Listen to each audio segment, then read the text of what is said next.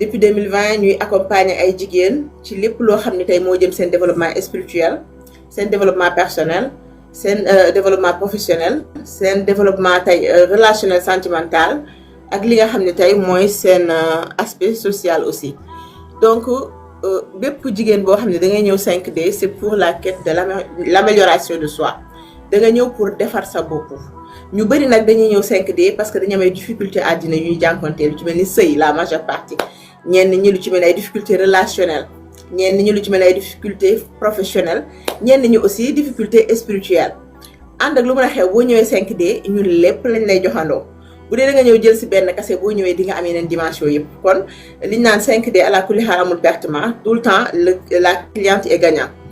du coup difficulté yooyu doomu aadama di rencontrer ci dundam ba tax dundam munta neex ba tax dundam di metti ba tax muy am mal-être bu profond di dund naqar goo xamante ni tey yàlla suñu borom tegu ko waaye soo moytuwul approche bi mu am ci àddina ak ni muy gisee àddina ak aussi nit ñi muy jëflanteel ñoom ñoo ko teg mu nekk loo xam ni souvent dafay metti dafay dur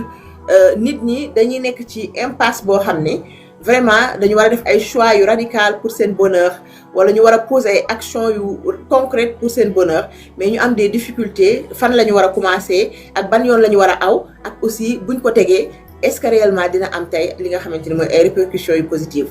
5D nag daf lay tàllal loxo wan la yoon bi wan la que ni tey suñu àddina lépp a am solo ndax dëgg la benn jëmm nii lañu ci physiquement parlant. mais yàlla suñu borom dafa préparé tey suñu jëmm li nga xam ne tey mooy l'invisible balaa même ñuy am li nga xam ne mooy le corps humain tey bu ñu nee suñu roox nga xamante ni tey moo tax suñu corps di fonctionner suñu roox boobu tey di développer loo xam ne tey mooy suñu nafs muy ego. donc suñu corps nekk loo xamante ni tey dafay accueillir dafay dalal dafay dëkkal li nga xam ne tey mooy corps mental bi corps spirituel bi ak li nga xam ne tey mooy corps émotionnel bi. lépp suñu corps moom moo koy dalal moo koy dëkkal suñu yaram moo koy dëkkal suñu xel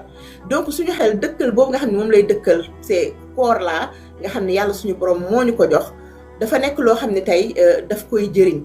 donc ci jëriñ boobu mu ñuy jëriñ tey le fait que ñu xam ñun en tant que ay doomu aadama composants yi composé suñu yaram xam ko dafa am solo ndax tey bu dee da nga nekk yaram ni di dem rek nga jàpp ne man yaram laa ak ruux jeex na mooy yaa ngi nax sa bopp. ndax tey soo fàttee tey li nga xam ne tey mooy sa ruux ndax sa ruux fa la sa corps spirituel nekk soo fàttee loolu doo ko alimenter te soo ko dul alimenter dafay faible damay faral di wax naan ni ngay dundalee sa yaram di ko jox 3 repas respecte ko lool boo fàttee sa corps spirituel ba doo ko jox ay repas dafay faible te sa corps spirituel bu faiblee du la mën a aar du mën a dox sa diggante ak li nga xam ne mooy mubihaat yi muy bàkkaar yi te du moment où amoo lu lay protéger contre bàkkaar yi yow alalu seytaan nga alalu àddina nga da ngay topp sa nafs te boo toppee sa nafs da ngay sànku te boo sànkoo bonjour les dégâts mooy naqar yi trouble yi difficulté yi lépp li nga xam ne tey moo lay teree dund gu dal ci kaw suuf bu ko defee nga commencé nag jaaxle di ut solution effectivement parce que yàlla ni mu ñu bindee dafa yéeme dafa extraordinaire ndax bu ñu xoolee yàlla bind bi mu ñu bind tellement que dafa complet tellement que dafa extraordinaire moo tax tey bind boobu nekk loo xamante ni daf ñuy jëriñ damay faral di misaal le corps de l'être humain ak li nga xam ne tey mooy tali li nga xam ne tey mooy tali bi ci tali bi dafa may ay panneau am ay feu rouge am ay indicateur am lépp lu nga xam ne tey moo ñuy jox indice ba nga xam ne boo jëlee Google Maps daf lay jox jàddal gauche jàddal droite am na panneau d'obligation am na interdit am na indication yi nga xamante ne daf lay indiquer gauche wala droite suñu yaram c'est la même chose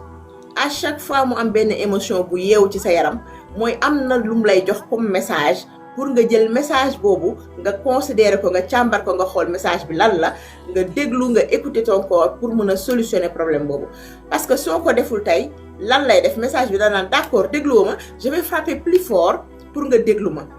donc li nga xam tey mooy indi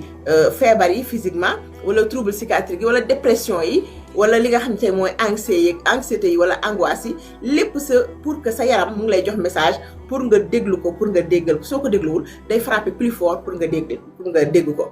loolu nag dafay nekk loo xam ne soo comprendre ko ndakate naqar yi ngay yëg nii c'est pas loo xam ne dafa war a négatif dañ ko war a accueillir dañ ci war a kontaan dañu war a xam ne ko ndekete yàlla bëgg nañu ndax jox nañu ay boussole yu ñuy wan quand ça va mal lan la ñu war a def quand ça va bien lan la ñu war a def kon boussole yooyu tey vraiment sont des boussoles yoo xam ni dañuy xam ne xéewalu yàlla la bu ñu yàlla jox ñun doomu aadama mais aussi ñu comprendre ko parce que tey comprendre que ni boussole yooyu nga xam ne tey moo composé suñu corps ba tax tey ñu mën a am ay métit yoo xam ne du ñu mën a xam métit bi fan la jógee parce que métit yooyu suñu ay émotion moo ñu koy indiqué nga yëg tey ay émotions yu différents émotions yu ci mel ni colère wala émotions yu ci mel ni tey la peur wala émotions yu ci mel ni tey par exemple le dégoût wala toutes ces émotions là mu ngi lay bëgg a jox que ni sa message sa yaram que ni lii la wala lii la pour nga jël ko en considération kon loolu tey coaching holistique dafay ñëw di la xamal ni effectivement sa yaram lépp a am solo tëjal sa micro une fois wala ma wàccee la parce que mënuma di dagg à chaque fois di la wax tëjal sa micro voilà donc loolu yëpp daf ñuy wan que ni doomu aadama bi am solo bi nga am solo moo tax yàlla suñu borom jël sa yaram bi boole ko ak ay indicateurs yu dul jeex ba pare nag jox la li nga xam ne tey mooy xel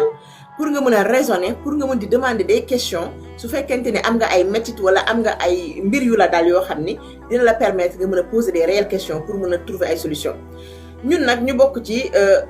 peuple wala communauté wala je ne sais pas pays boo xam ni amuñu culture de la thérapie parce que dañu jàpp ni thérapie bu ñu nee thérapie rek ñu ne ñoom maam ñoom baay suñu nangam yi suñu or que thérapie c'est de la science mbokk yi thérapie science la xam-xam la xam-xam nag kenn du ko làmbatu kenn du ko luxus kenn du ko plus sa digg da nga koy dem jàngi ndax tey sa diine lim la njëkk a wax mooy iqra nga jàng tey lépp loo jàngul da nga ciy doon ignorant te boo nekkee ignorant ndax la dafay yomb dëgg la tey on est dans l'ère du développement personnel coach yi bëri na ñi woote ci dañ la mën a jox développement personnel bëri na ñi la bëgg a guider bëri na ñi wax ci diine bëri na léegi nag comment ngay mën a filtrer ces informations pour xam lan mooy li compatible ak sama diine lan mooy li compatible ak sama rox lan mooy li compatible ak sama nafs encore une fois ñu ñëwaat ci indicateur yàlla joxoon mooy booy nuuru ci dara di géeju ci dara di ca dem ngay sentir mal-être di sentir naqar féexoo amoo apaisement de l'âme tu te sens mal mënoo concevoir li nga xam ne moom ngay recevoir sincèrement quitteel même bu dee loolu sama développement personnel la man quitteel bàyyi parce que ceci dit que yow perception bi nga am wala ni ngay dundee développement personnel boobu c'est pas adéquat à ta personne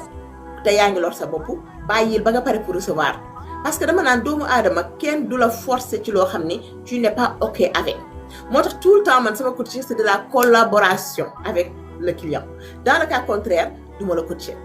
moo tax du ma bras de fer ak kenn du ma werante ak kenn parce que dama naan nit bi jóg ba ñëw ba bëgg solution ci dundam wala bëgg a changer dundam wala bëgg a améliorer dundam nit boobu tey da nga war a nekk à l'écoute mais aussi nekk à l'accueil dans le cas contraire mënoo accueillir tu n'es pas à l'écoute tu ne peux pas accueillir donc xaw ma lan la ñu war a liggéey ma ak yow kon liggéey boobu dafa nekk liggéey boo xamante ni yaa koy defal sa bopp ñun dañ lay wan juste bu dee tëb la dama la naan tëbal yaay tëb man du ma tëb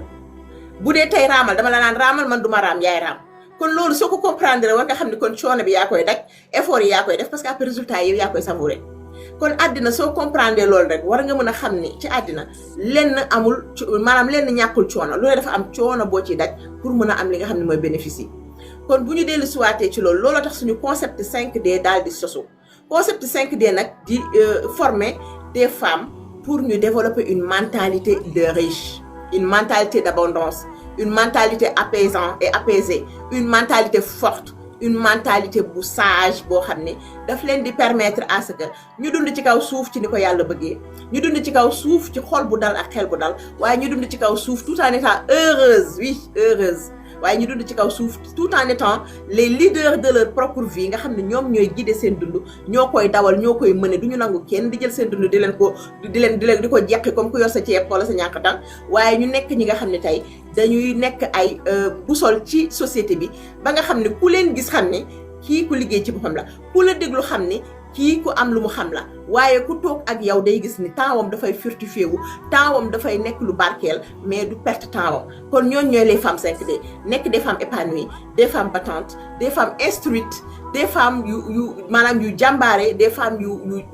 maanaam yu déterminées des femmes yu am confiance en soi des femmes yu bëgg seen bopp des femmes yu briller tout court comme des diamants kon femme 5D c'est une femme une produit boo xamante ni depuis des années ñu ngi koy créer et machallah les fruits sont en train de venir et yéen a ngi koy gis ci suñu chaîne yi à travers suñu vidéo yi ñu leen di partager tout le temps gis ngeen ni dernièrement on a commencé à faire des rencontres à faire aussi des naka laa ko mën a waxee des forums li nga xamante ni c'est en présentiel di rencontrer des femmes 5D en présentiel ñu leen di gis en direct ngeen gis seen évolution ñuy gis aussi li nga xam ne tey mooy dooley jigéen ndax def naa fi sama vidéo temps yee ma ni ki nga xamante ni mooy sa moroomu jigéen la femme comme toi ce n'est pas ta rivale du koo xam ne da nga war a defanteeg moom mais sa collègue de vie la say moroomu jigéen say collègue de vie lañu duñu say concurrente kon loolu daf ñuy wan que ni en tant que des femmes dañu war a mën a am benn communauté bu dëgër te gis nga mbooloo mooy doole loolu kenn mënu ci dara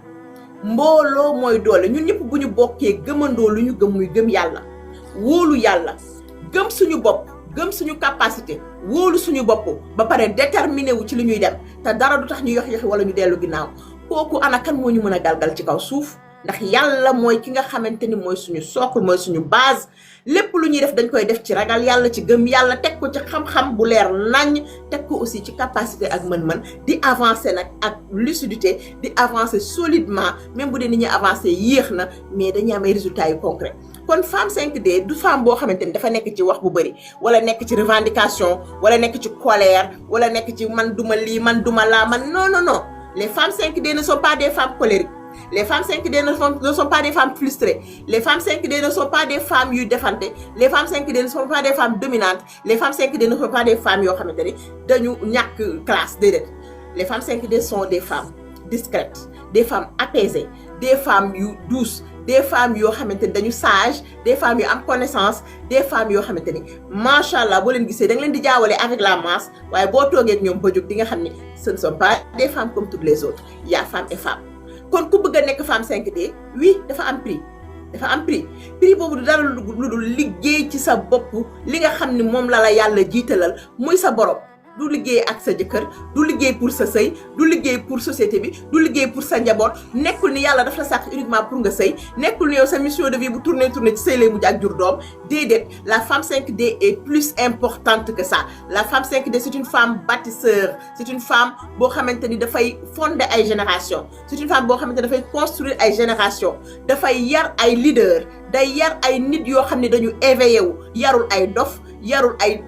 al toppe yarul ay doom yoo xamante ne xamuñu fu ñu taxaw nekkul jigéenu al toppe boo xam ne dañ koy diri di ko dab di ko ñand nekkul koo xam ne dañ ko naan yàlla nee na rek mu toog di xoole parce que moom lépp lu yàlla wax moom da ciy dox te kenn du ko manipuler kenn du ko yóbbaale kenn du ko tiital ndax ragalul dara kenn du ko xoy kenn du ko xoqatal te kenn du ko menacer parce que moom ragalul dara léegi nag ki nga xam ne moom ragalul say menace ragalul say chantage ragalul tey sa mer ragalul sa yéeg ragalul sa wàcc moom elle est zen parce que dafa xam ne fi mu jafandu mooy fu dëgër fi mooy buumu yàlla bi ndax yàlla suñu borom moo ko valoriser yàlla suñu borom moo ko jox kattan moo ko jox xel moo ko jox sagesse moo ko wan yoon kon la femme 5D c'est une femme effectivement autonome spirituellement indépendante spirituellement indépendante psychologiquement indépendante financièrement indépendante tout court dans tous les aspects de sa vie kenn du ko diri kenn du ko dab di ko ñand kenn du ko ne kaay ma jiitale kenn du ne dañuy yor bant naan ko damay jiitu nga topp sa ginnaaw ma di la dóor ngay topp di obéir comme koo xam ne amoo xel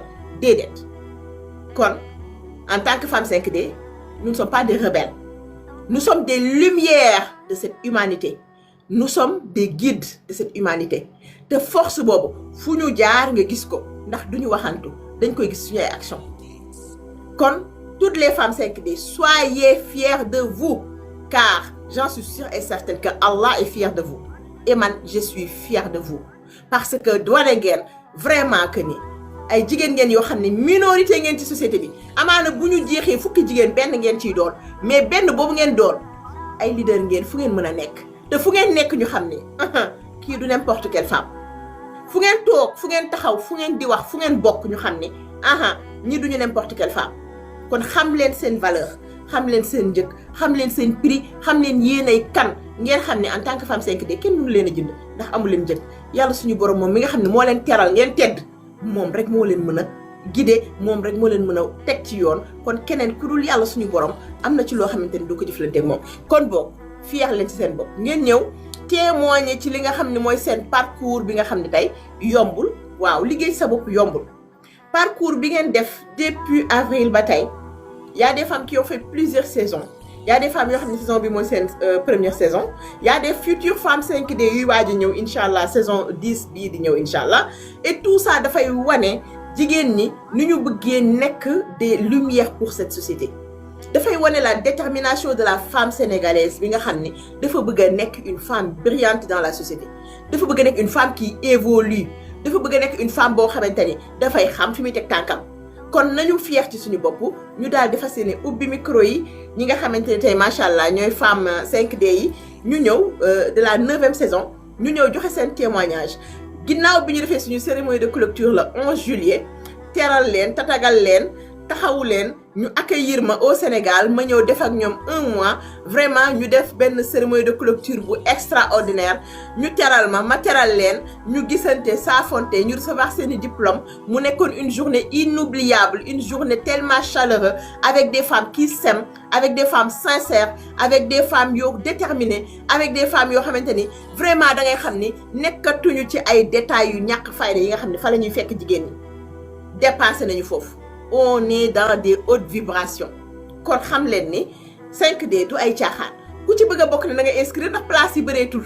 voilà saison 9 bi incha allah 5 octobre lay commencé ku ci bëgg a inscrire na nga dem inscrire léegi parce que li ci des bëreetul peu de temps moo ci des pour saison bi daal di commencé